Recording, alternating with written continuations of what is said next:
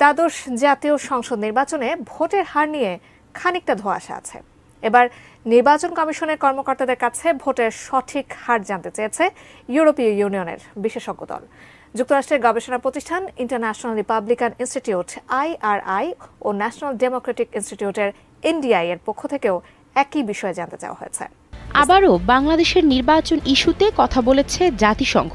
স্থানীয় সময় সোমবার জাতিসংঘের নিয়মিত প্রেস ব্রিফিংয়ে উঠে আসে নির্বাচন ইস্যু। সেখানে প্রশ্ন করা হয় নির্বাচনে বাধা, সংঘাত, সহিংসতা এবং জাতিসংঘের অবস্থান সম্পর্কে। সাংবাদিকের এক প্রশ্নের জবাবে জাতিসংঘ মহাসচিব অ্যান্তোনিও গুতেরেসের মুখপাত্র স্টিফেন ডুজারিক বাংলাদেশের রাজনৈতিক পরিস্থিতি নিয়ে জাতিসংঘের অবস্থান পরিষ্কার করেন। সব ধরনের সহিংসতা প্রত্যাখ্যান, সব মানবাধিকার এবং আইনের শাসনকে সম্মান নিশ্চিত করার আহ্বান। চক্রান্ত শেষ হয়নি, নির্বাচন বাতিলের চেষ্টা চলছে।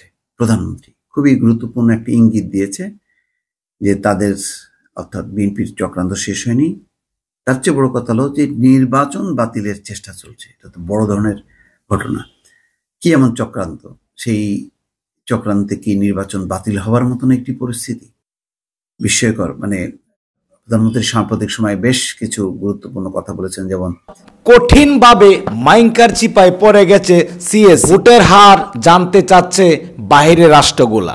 এদিকে নির্বাচন বাতিলের চেষ্টা প্রধানমন্ত্রীকে কিসের ইঙ্গিত দিচ্ছে জাতিসংঘ? দর্শক শ্রোতা, রীতিমতো আজকের এই ভিডিওটি দেখলে আপনি অবাক হয়ে যাবেন।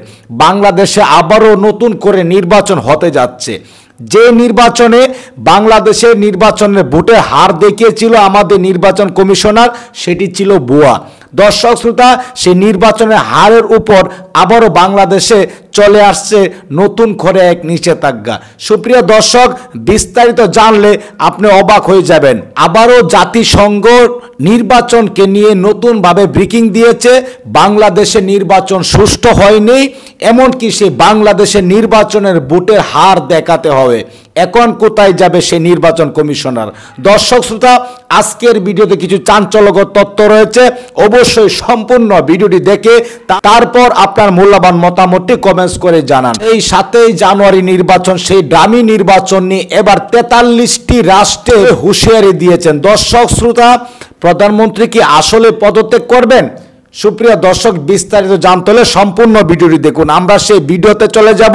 সেই ভিডিওতে যাওয়ার আগে সবার প্রতি ছোট্ট একটি রিকোয়েস্ট থাকবে, আপনি যদি আমাদের এই চ্যানেলে নতুন ভিউয়ার্স হয়ে থাকেন, দয়া করে প্রতিদিন সবার আগে আপডেট নিউজগুলো পেতে আমাদের চ্যানেলটি সাবস্ক্রাইব করে রাখুন ও কষ্ট করে ভিডিওটি একটু শেয়ার করে দিন। একটি লাইক দিয়ে দেখতে থাকুন সম্পূর্ণ ভিডিওটি। বিএনপির চক্রান্ত শেষ হয়নি, নির্বাচন বাতিলের চেষ্টা চলছে।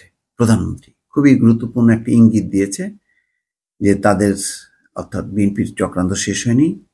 তার চেয়ে বড় কথা হলো যে নির্বাচন বাতিলের চেষ্টা চলছে। এটা তো বড় ধরনের ঘটনা। কি এমন চক্রান্ত? সেই চক্রান্তে কি নির্বাচন বাতিল হওয়ার মতন একটি পরিস্থিতি? বিস্ময়কর। প্রধানমন্ত্রী সাম্প্রতিক সময়ে বেশ কিছু গুরুত্বপূর্ণ কথা বলেছেন, যেমন বলেছেন যে আরেকবার অর্থনৈতিক সংকট আসতে পারে, সে কথা বলেছেন। তার চেয়েও বলেছেন যে আমেরিকার লজ্জা নেই, তারা যে কাউকেই ক্ষমতায় বসাতে পারে।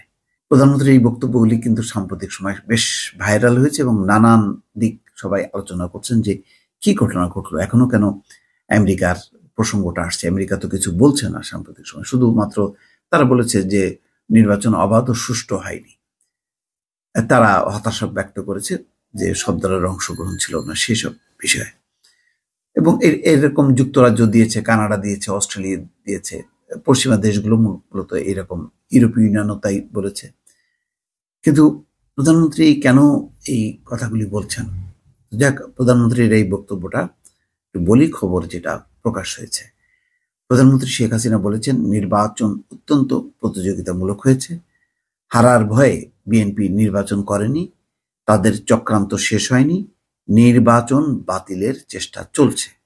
মঙ্গলবার সকালে গণভবনে প্রবাসী আওয়ামী লীগ নেতাদের সঙ্গে সৌজন্য সাক্ষাতে প্রধানমন্ত্রী এসব কথা বলেন। সৌজন্য সাক্ষাতে 29 দেশের প্রবাসীরা উপস্থিত ছিলেন। 29টা দেশের প্রবাসীরা ছিলেন। প্রধানমন্ত্রী বলেন, স্বাধীনতা সংগ্রাম সহ যে কোনো আন্দোলনে প্রবাসীদের অবদান আছে। প্রবাসীদের প্রশংসা করেছেন। প্রবাসীদের পাঠানোর রেমিটেন্স আমাদের আয়ের উৎস, দেশের গণতন্ত্রের ক্ষেত্রে প্রবাসীদের অনেক অবদান আছে। তিনি বলছেন যে আমাদের স্বাধীনতা সংগ্রামে যে কোনো আন্দোলনে অবদান আছে। বাংলাদেশে যখন মার্শাল্লাহ জারি হয় তখন আমরা যখন কাজ করতে পারি না তখন প্রবাসীরা প্রতিবাদ জানান, আপনারা আন্দোলন সংগ্রাম করেন, জনমত সৃষ্টি করেন, এটা আমাদের বিরাট শক্তি, এই কথা বলেছেন। তারপরে বলছেন যে বিএনপি নিজেদের অফিসে নিজেরাই তালা দেয়, নিজেরাই তালা ভাঙে, তারা যত বেশি সন্ত্রাসী কাজ করবে মানুষ তাদের তত প্রত্যাখ্যান করবে। তারা নির্বাচন নষ্ট করার জন্য চেষ্টা করেছিল কিন্তু পারেনি, এখনো তাদের চক্রান্ত শেষ হয়নি, নির্বাচন বাতিলের চেষ্টা চলছে। এই যে বক্তব্যটা তিনি দিলেন যে নির্বাচন বাতিলে, কেন এরকম বাতিল হবে, তাহলে এই নির্বাচন নিয়ে এমনি প্রশ্নবিদ্ধ, যেহেতু বলছে যে নির্বাচন অবাধ সুষ্ঠু হয়নি, তারপর নির্বাচনের যেই ভোট সংখ্যা দেখানো হয়েছে সেটি নিয়ে সংশয় প্রকাশ করেছে। 3টা পর্যন্ত 27%, 1 ঘন্টা পর সেটা কিভাবে 40% হয়, এগুলো নিয়ে প্রশ্ন আছে। ভোটারদের অংশগ্রহণ ছিল না, এটা মোটামুটি অনেকেই বলছেন, যার কারণে পশ্চিমা দেশগুলো তাদের যে অবস্থান নির্বাচন নিয়ে সেটি তারা বলে যাচ্ছেন। এমনকি আনন্দবাজার পত্রিকা পর্যন্ত এই নির্বাচনের মধ্য দিয়ে যে ফলাফল এবং ক্রমাগতভাবে আওয়ামী লীগের ক্ষমতায় থাকা, সংসদের অধিকাংশ আসন জুড়ে থাকা, এর ফলে যে গণতন্ত্র একটি ভঙ্গুর অবস্থার মধ্যে যাচ্ছে, একচেটিয়া একতরফা একদলীয় একটি শাসন ব্যবস্থা প্রতিষ্ঠা হচ্ছে, তার বিপদ সম্পর্কে বলছে। একেবারে ভারতের যে খুবই গুরুত্বপূর্ণ গণমাধ্যম আনন্দবাজার পত্রিকায় সেই কথাগুলো আসছে, অন্যান্য গণমাধ্যমও ইতিমধ্যে প্রকাশ করেছে। তো সব মিলিয়ে কি এমন কোনো পরিস্থিতির ইঙ্গিত দিচ্ছে যে যার ফলে নির্বাচন বাতিল হবে? মার্কিন যুক্তরাষ্ট্র বা পশ্চিমারা কি করতে পারে? যদিও অনেকেই বলছেন যে নানা ধরনের স্যাংশন আসতে পারে, বলা হচ্ছে যে ভিসা নীতি কার্যকর করা হবে, সেই ভিসা নীতির আওতা বেশ বড়, যার ফলে এটি যদি আরোপ হয় তাহলে এক ধরনের কলাপস হবে। কেননা বাংলাদেশের ব্যবসা বাণিজ্য এবং আমাদের যে রপ্তানি আয় সেটি অধিকাংশ নির্ভর করে হচ্ছে পশ্চিমা দেশগুলোর উপর।